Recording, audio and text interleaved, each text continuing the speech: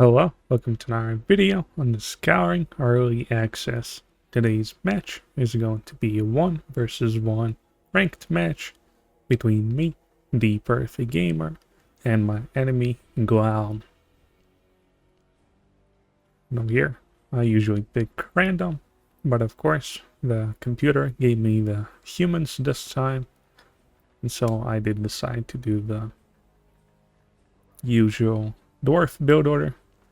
How I usually do it is 3 workers on a sawmill, 3 on a smithy, and then you want to try and make your dwarven tavern with these 3 workers. I guess I added another one because I wanted to just get it out a little faster. Now, other side of the map, the Cyan human player, Gloud, is playing as humans, of course.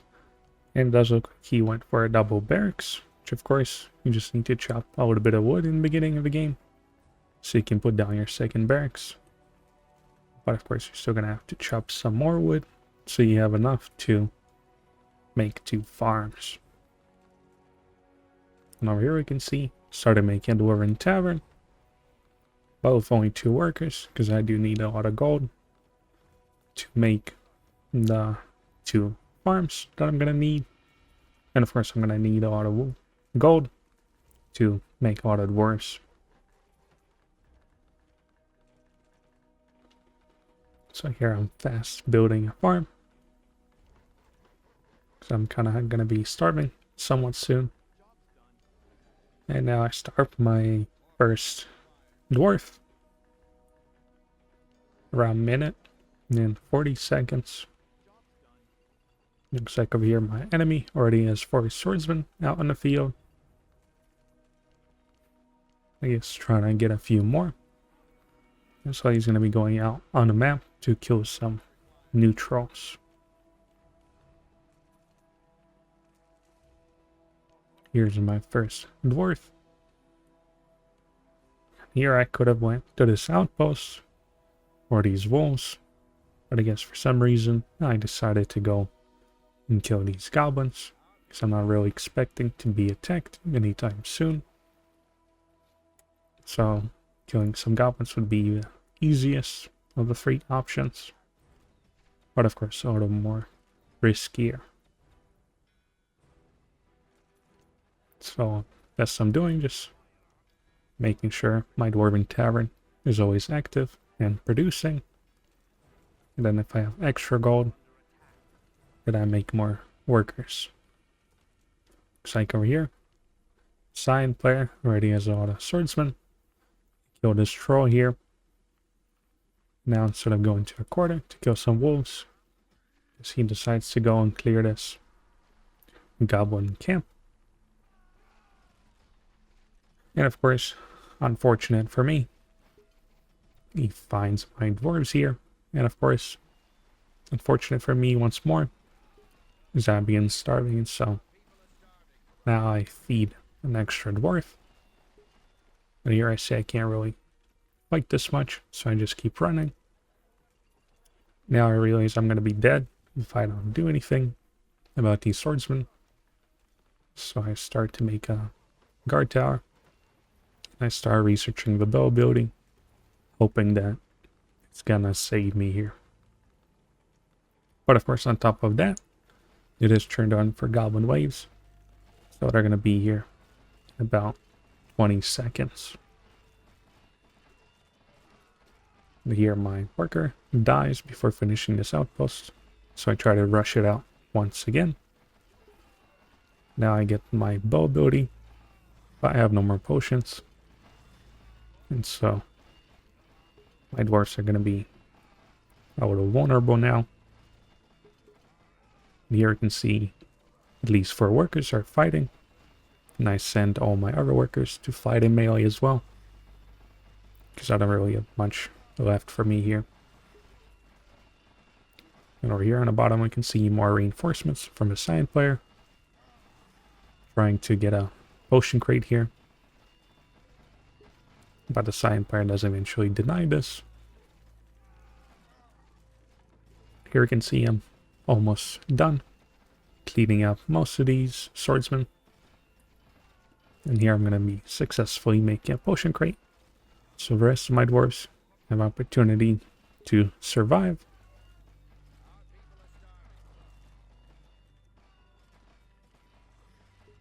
So I lost all the workers. Wasn't really producing much. And of course the goblins are going to be running in here at this time. But of course they're going to be attacking my enemy as well. And here they are. And of course the enemy is here as well. And I only have 3 dwarves. But here I noticed that the big troll is going to be destroying my tavern. So I am forced to get his attention here. Here, of course, I'm still losing workers. But here I can actually see I'm using the troll to fight the enemy. And so he's actually helping me kill his swordsman here, which is a little funny. But you can use them for your own benefit. And at this point, you can see I somehow survived. Almost loses a few more workers.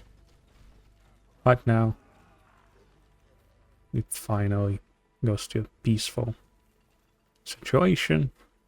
Here you can see Cyan also had a goblin wave, but only lost a single worker and 2 swordsmen. And he still has all the swordsmen getting in charge. And he has way more workers compared to me. You can see I have 170 supply. He has 100 more, so that's like 10 more workers. Here I'm just trying to clear this outpost. There's not much else left to do here. Here you can see Cyan sending out even more swordsmen to try and kill more workers, or even just kill me in general. Here I decide to get another guard tower, because might as well use all my workers here that are fighting. So I'm going to have a total of 8 workers that can shoot their bow. Here I decide to try and get this outpost killed a little faster, because I realize that now there was a little change. That range damage can actually be blocked by bandits with their shield. But before it was a guaranteed damage. So now you can actually abuse the bandits a little bit and level up your archers for dwarves even easier. Here you can see Cyan begins attacking. In the meantime, sending in more reinforcements, making a small expansion. But with double guard tower and a few dwarves, I do eventually push this back. But of course he is wasting my time here, not letting me mine. Well, in the meantime, he is getting quite a lot of gold. You can see he has 1,000. Can he make another barracks? Or just auto workers? Or tech up? He's more in control of the game, I guess. And so the best I can do is go maybe attack, try and kill some workers, because I don't really have much going for me at home here. You can see only 8 workers. Cyan has, I guess, similar amount, 9 on gold. Expansion, it's going to be made against Smithy. But he has auto workers on wood, because he has no sawmill. In the meantime, here you can see Cyan attacked me. But he had no potions, or maybe only 1 on his swordsman. And so after losing half my workers here, I do somehow manage to stay alive. Even more swordsmen are coming. And I had 1 dwarf here, because most of them were on top. So over here, I could have actually died if Cyan player took a Hodo worker to follow his army, make a potion crate, and then he would set in his swordsmen here. And my workers just would not be able to kill all of them. And I would eventually lose a whole lot of workers here. And that would have been in an even greater, I guess, economic ditch.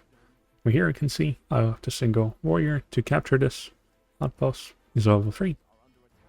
It's sort of unfortunate that I kind of forget that he was sitting there for the rest of the game.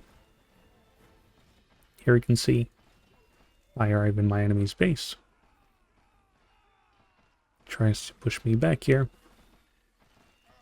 And I also have a few potions, so I can somewhat tank this damage. And of course I am trying to snipe a few swordsmen. And these swordsmen have no potions. Here, side player sends his workers to mine gold here. Even though he is losing here on top. So he could have actually ran away down here to the bottom. Send his workers to mine this base. But I guess he was more focused on trying to mine here. Anyways, he already has a cannon. Just trying to make a few more. I'm just getting in tier 2 now.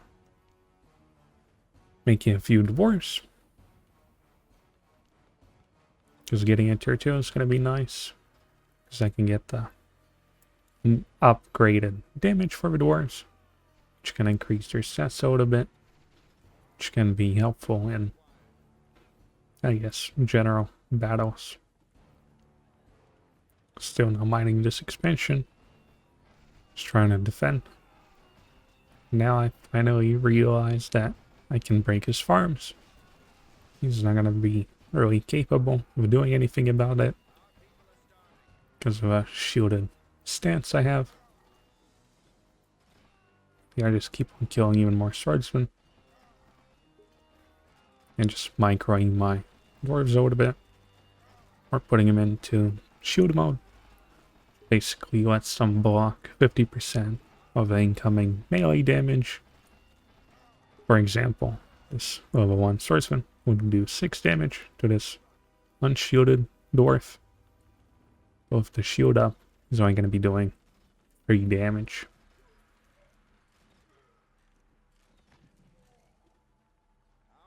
Here I see a cannon.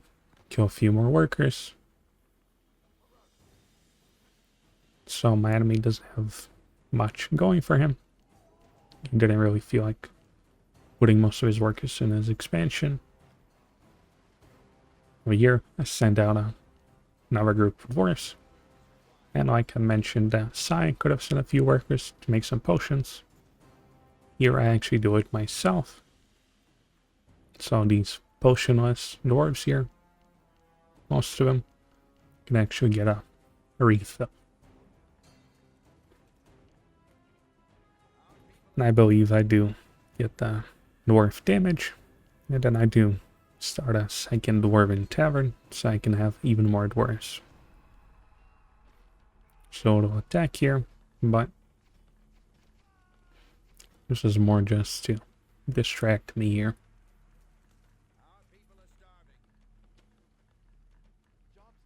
And on top here, I built 2 potion crates. Gave them to all my dwarves here. I began my second assault. Just click this cannon. Try to take him down. Now there's not much that can stop me here. Because you just need all the swordsmen with all the potions. And just, I guess, overwhelming numbers. Even have these dwarves here. Begin attacking once again. But here I see my dwarves being auto inefficient. Not really killing much here. So I decide to go back a little bit. Then I decide to break this town hall. Thinking that maybe it's one and only town hall my enemy has, but we do know he has another one here. So I take it down. And begin fighting all his units, but most of his farms are up here, so yes, it's now looking pretty good.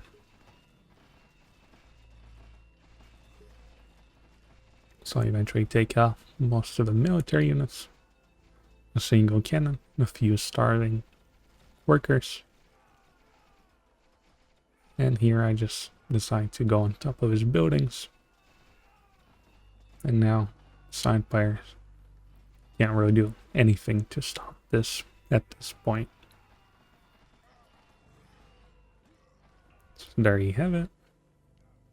That was a tier 1 dwarf build against double barracks from a scion player. Let's see the results.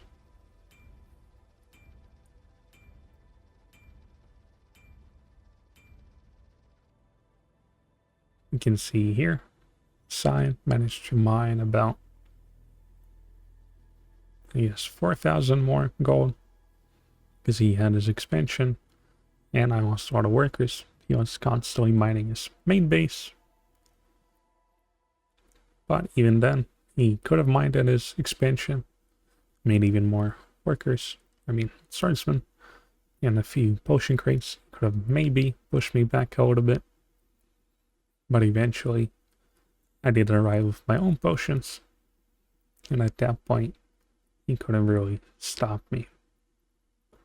Anyways, if you liked the video, you can leave a like, leave a comment. If you want to see more videos on the Scouring Early Access, then you can subscribe. Thanks for watching, and goodbye.